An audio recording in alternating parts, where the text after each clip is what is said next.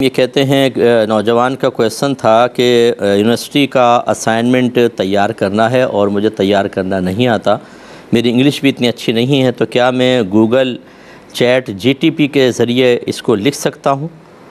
Role ویسے یہی ہے کہ آپ کو خود اس کو تیار کرنا ہے، لیکن اگر اس سے تیار کر کے میں بھیج دوں تو کیا حکم شرع ہوگا؟ دیکھیں، چونکہ یہ اسائنمنٹ وغیرہ یا تحقیقی مقالہ جات جو ہیں جیسے MPhil کے اندر یا PhD کے اندر درکار ہوتے ہیں، یہ اصل میں ایک شخص کی صلاحیت کو جانچنے پرکھنے کا ایک ذریعہ ہوتا ہے، اور اسی پر اس کو ڈگری جاری کی جاتی ہے کہ ہاں یہ اس قابل ہے کہ اس کو ڈگری دی جائے۔ اور جب آپ اس طرح کسی اور سے اسائنمنٹ تیار کر کے یا اس طرح چیٹ کر کے تیار کر لیتے ہیں تو یہ آپ ثابت کرتے ہیں کہ مجھ میں یہ قابلیت بالکل نہیں ہے۔ جب نہیں ہے تو ڈگری تو قابلیت پہ دی جانی تھی، خالی اسائنمنٹ تو اس قابلیت کی ایک ظاہری دلیل تھی جو آپ نے جھوٹی دلیل پیش کر کے اسائنمنٹ کے اوپر اور آپ نے ڈگری حاصل کر لی، تو آپ گناہ گار ہوں گے۔ ایسا نہ کریں، اپنے اندر قابلیت پیدا کریں، صلاحیت پیدا کریں، کیونکہ اس ڈگری پہ آگے آپ کام کریں گے، کوئی جاب حاصل کریں گے، دیگر معاملات کریں گے، تو کیا آپ کے اندر تو قابلیت ہی نہیں ہے، تو اس کا مطلب آگے چل کے بھی بیڑا غرق کریں گے، تو اس لیے اس طرح کی اجازت نہیں ہے۔ تو جو بچے دوسروں سے اسائنمنٹ تیار کر کے سبمٹ کروا دیتے ہیں اور اس پر ان کو نمبر مل جاتے ہیں اور خوشی سے پھولے نہیں سماتے، یہ آپ اپنے ساتھ بھی ظلم کر رہے ہیں، قوم کے ساتھ، اپنے ملک کے ساتھ ظلم کر رہے ہیں، اپنے فیوچر کے ساتھ ظلم کر رہے ہیں۔ اور جو ماں باپ اپنے بچوں کی صلاحیت جانچتے پرکھتے نہیں ہیں، چیک اینڈ بیلنس کچھ بھی نہیں رکھتے ہیں، اور بچے اس طرح چیٹ کر کے آگے بڑھ رہے ہیں اور وہ اس پہ خوش ہو رہے ہوتے ہیں کہ ہمارے بچوں نے بہت اچھے نمبر لے لیے، ایسے والدین کو بھی ہوشیار ہونا چاہیے۔ اس طرح کے چیٹر بچے تیار ہوں گے تو آگے چل کر ہر چیز کے اندر ذہن فوراً جائے گا یا چیٹنگ کر کے آگے نکلو، یہ بڑا مشکل ہے۔ یہ ہم نے دیکھا ہے، شروع سے جو چیٹنگ کر کے آگے نکل رہے ہوتے ہیں ان کے اندر کوٹ کوٹ کے چیٹنگ بھر جاتی ہے ہر چیز کے اندر، حتیٰ کہ یہاں تک میں نے دیکھا ہے کہ جس طرح کے چیٹر ہوتے ہیں، اگر وہ لڑکی ہے تو اپنے ہسبینڈ کے ساتھ چیٹ کرے گی، اور لڑکا ہے تو زوجہ کے ساتھ بھی چیٹ کرتا ہوا نظر آئے گا، کیونکہ اتنی عادت پختہ ہو چکی ہوتی ہے کہ شیطان کو ہم ایک دفعہ دوست بنا لیں، اس کی بات مان لیں، پھر شیطان نہیں چھوڑتا، ہر موقع پہ ہمیں ایک مشورہ دیتا ہے کہ تم یہ غلط راستہ اختیار کر لو، یہ غلط راستہ اختیار کر لو، اور ہم کرتے چلے جاتے ہیں، اور یہ تباہی ہے۔ اس لیے اللہ کی بارگاہ میں توبہ کریں اور ایسا ہرگز نہ کیا جائے۔ ایک بھائی نے پوچھا تھا کہ کیا ڈریسنگ ٹیبل کے شیشے پر مسجد نبوی یا کعبۃ اللہ کی پکچر لگا سکتے ہیں یا نہیں؟ دیکھیں، شرعاً تو یہ منع نہیں ہوگا، لیکن یہ ضرور ہے کہ اس کی صفائی ستھرائی کا اہتمام کریں۔ بعض اوقات ہم اس طرح کے سٹیکرز لگا دیتے ہیں اور اس پہ میل کی تہیں جم رہی ہوتی ہیں، بڑا بڑا لگا لیں گے یا تغرے لگا لیں گے اور اس کو صفائی نہیں کرتے ہیں، ہاتھ پھیریں تو پورے ہاتھ پہ مٹی مٹی آ جائے، یہ مناسب نہیں ہوتا۔ جو یہ مقدس تصویریں ہوتی ہیں پھر اس کی صفائی کا اور احترام کا بھی خیال رکھنا چاہیے۔ تو لہٰذا آپ لگا تو سکتے ہیں، اور اگر ایسا ہے کہ اس کو لگانے کے بعد اس کی بے ادبی ہوگی تو پھر نہ لگانا ہی بہتر ہے۔ ایک یہ کہتے ہیں اگر کسی نے علم سیکھنے میں دیر کر دی ہو اور وہ کسی کو جادوگر سمجھ کر اسے کافر کہتا رہا ہو، لیکن اس کے جادو کا کنفرم نہ ہو کہ واقعی اس کو کرتا ہے یا نہیں کرتا، تو اب توبہ کا کیا طریقہ ہوگا؟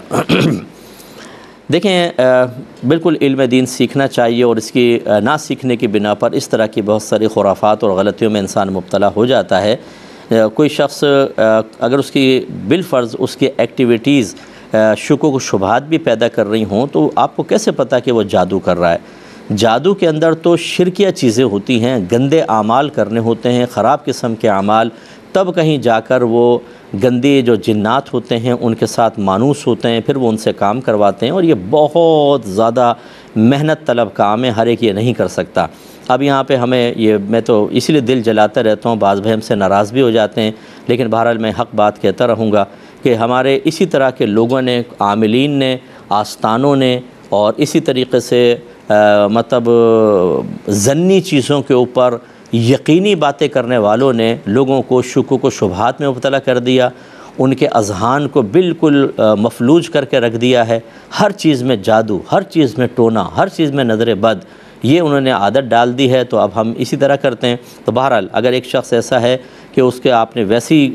گمان کر کے اس کو کافر کہہ دیا تھا، تو اللہ تعالیٰ کی بارگاہ میں توبہ کریں، اور اس تک اگر آپ کی الفاظ پہنچے تھے، آپ کی بات پہنچی تھی، تو اس سے معافی مانگنا بھی لازم ہوگا۔ پہلے اس سے معافی طلب کریں، پھر اللہ کی بارگاہ میں توبہ کریں۔ توبہ کا مطلب ہوتا ہے کہ سابق گناہ پر نادم اور شرمندہ ہوں، اور اللہ کے خوف کی وجہ سے یہ ارادہ کریں کہ آئندہ میں یہ گناہ کبھی نہیں کروں گا۔ جب آپ ایسا اللہ کی بارگاہ میں ارادہ ظاہر کرتے ہیں انشاءاللہ اللہ تبارک و تعالیٰ آپ کے گناہوں کو معاف فرمائے گا۔ اور میری گزارش ہے تمام جو دیکھنے والے ہیں فوراً سے پیشتر فرض علوم کورس کریں، جہاں کہیں اچھے انداز سے ہو رہا ہو کریں۔ اگر کوئی نہیں ملتا تو میرا نمبر لے لیں، میں اس سلسلے میں آپ کو گائیڈ لائن فراہم کر دوں گا۔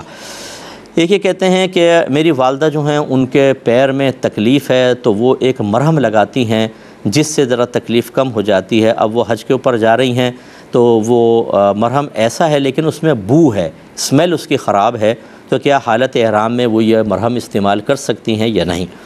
تو دیکھیں کر سکتی ہیں، لیکن کوشش یہ کیجئے کہ بدبودار چیز لگا کر مسجد کے اندر جانا منع ہے۔ تو جب وہ مسجد حرام میں جائیں، مسجد نبوی میں جائیں تو پھر نہ لگائیں، بلکہ پاؤں وغیرہ دھو کر جائیں، تھوڑی ہمت کر کے چلی جائیں۔ باقی یہ کہ جیسے منی ہے، عرفات ہے، مزدلفہ ہے، پھر منی میں آئیں گی، اور دوران سفر بھی جیسے حرم میں داخل ہونے سے پہلے وہ یہ مرہم بالکل یوز کر سکتی ہیں، اور ان کے ساتھ ایک مجبوری ہے، اللہ تعالیٰ معاف فرمائے گا، کوئی ایسا مسئلہ نہیں ہے، آپ وہ لگا لیں۔ ایک یہ پوچھا تھا کہ اگر کسی کو ہر معاملے میں شک پیدا ہو جائے، نماز پتہ نہیں صحیح پڑھی نہیں پڑھی، وضو ہوا یا نہیں ہوا، غسل کے بارے میں، ایمان کے بارے میں کہ میرا ایمان بچا یا نہ بچا، تو وہ کیا کرے؟ بہت خوف محسوس ہوتا ہے۔ دیکھیں وسوسے اسی وقت آتے ہیں جب آپ کے ذہن میں صحیح تعلیم شرع موجود نہیں ہوتی۔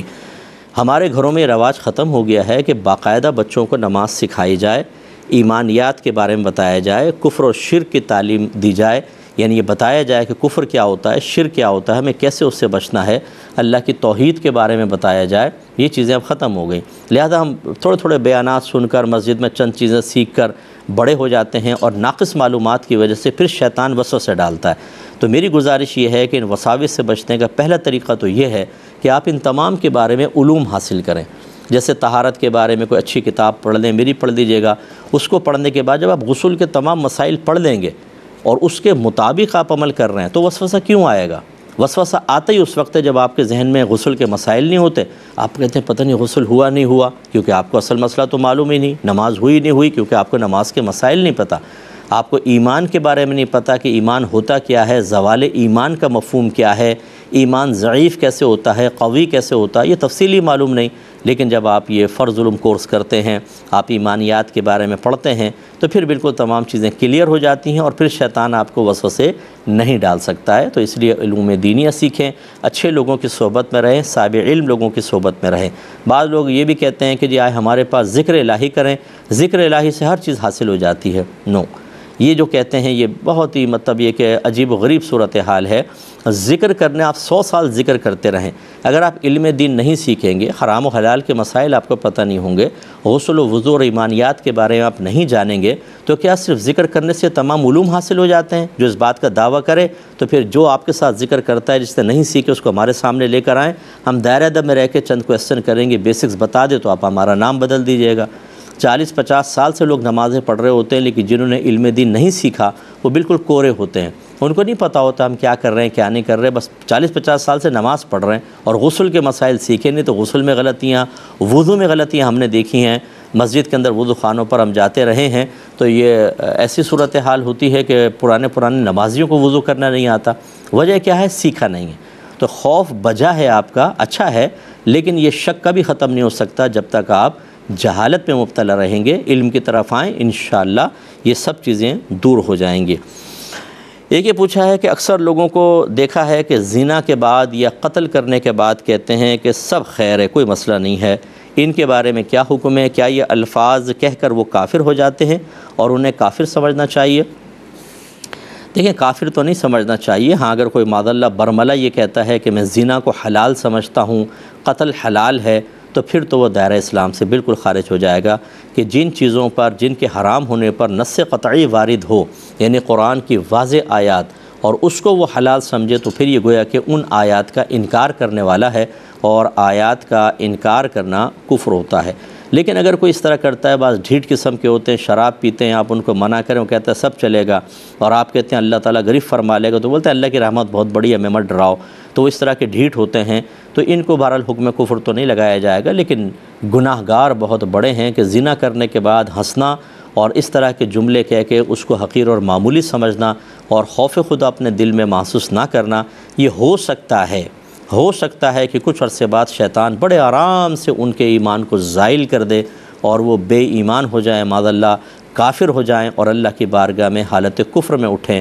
اگر ایسا ہوا تو یاد رکھیں نہ شفاعت رسول ان کو ملے گی، نہ ان کو جنت کی نعمتیں ملیں گی، بلکہ ہمیشہ ہمیشہ ہمیشہ کے لیے کفار، مرتدین، منافقین